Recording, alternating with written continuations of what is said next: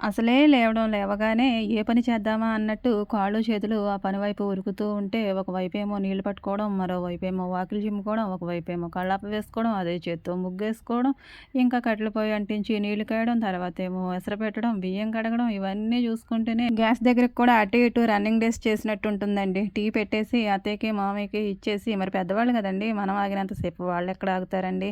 ఇంకా ఒకవైపునేమో tiffin prepare చేసుకుంటూనే, మరోవైపు అయితే ఇలా కూరగాయలు తరుగుతూ ఏదో ఒక కూర అయితే వండాలి కదండీ! పిల్లలకి మళ్ళీ టేస్ట్‌గా వండాలి. ఏదో ఒకలా వండేస్తే కుదరదు. వచ్చి మరలా సాయంత్రం పేర్లు పెడుతూ ఉంటారు. బాక్సులేమో వెనక్కి తెచ్చేస్తూ ఉంటారు కదండీ! అలాంటి పరిస్థితి రాకూడదంటే కూర చాలా జాగ్రత్తగా వండుకుంటాను. పనుల కోసం ప్రతి ఒక్కరు ఇవి రోజు పెట్టే ఉరుకులు, పరుగులు అయినా ప్రతి ఉదయం కూడా మరి సరికొత్త పరుగులతోటైతే మన పని స్టార్ట్ చేసుకుంటాం కదండీ! నా తిప్పలేవో నేను పడుతూ ఉండి ఇలా వంట, వార్పు చేసుకుంటూ పిల్లల్ని చక్కగా స్కూలుకి రెడీ చేసుకుంటూ వాళ్ళని పంపించేసి మిగతా పనంతా చేసుకోవాలని ఆత్రంగా రెడీ చేస్తూ ఉంటాను.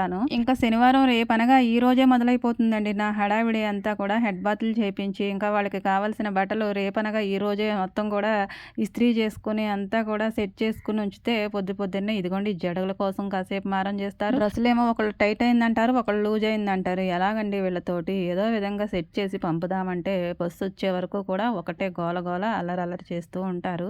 వామ్మో! ఆడపిల్లలతోటి మామూలుగా ఉండదండి. మగపిల్లలే బెటర్ అనిపిస్తుంది ఈ విషయానికొచ్చేసరికి. వీళ్ళకి చంపినతో సహా చున్నీ దగ్గర నుంచి అన్నీ కూడా సెట్ చేసి పెట్టాలి. అదే పిల్లాడికైతే అదేమీ ఉండదండి. వాళ్ళ బట్టలు వాళ్ళే చూసుకొని వెళ్ళిపోతారు. శనివారం నాతోటి యుద్ధం చేసి బస్ టైం అయిపోతూ ఉంటుందండి. ఇంకా అప్పటికి కూడా వాళ్ళకి టిఫిన్ చేయడం అవ్వదు. ఇక ఆ తర్వాత ఇక ఏం చేస్తారు? చేసేదేమీ లేక ఇచ్చిన బట్టలే వేసుకొని అదిగోండి టిఫిన్ అలా చేసి వెళ్తూ ఉంటారు. శనివారం వస్తుందంటేనే నాకు ఒకటే గుండెల్లో హడలెత్తుతుందండి. ఎందుకంటే వీళ్ళు పట్టపగలే కాదండి, మిట్ట మధ్యాహ్నం కూడా చుక్కలు చూపించేస్తూ ఉంటారు. వీళ్ళు వెళ్ళే వరకు కూడా ఒకటే హడావిడి, ఉరుకులు, పరుగులు ఇంకాస్త ఎక్కువవుతాయండి. ఇంకా వాళ్ళెళ్ళిన తర్వాత గిన్నెలు మొత్తం తోమేసుకొని, సర్దేసుకొని, ఇల్లు మొత్తం నీట్‌గా తుడుచుకొచ్చేసి, ఇంకా వంట కూడా అయిపోయిందండి.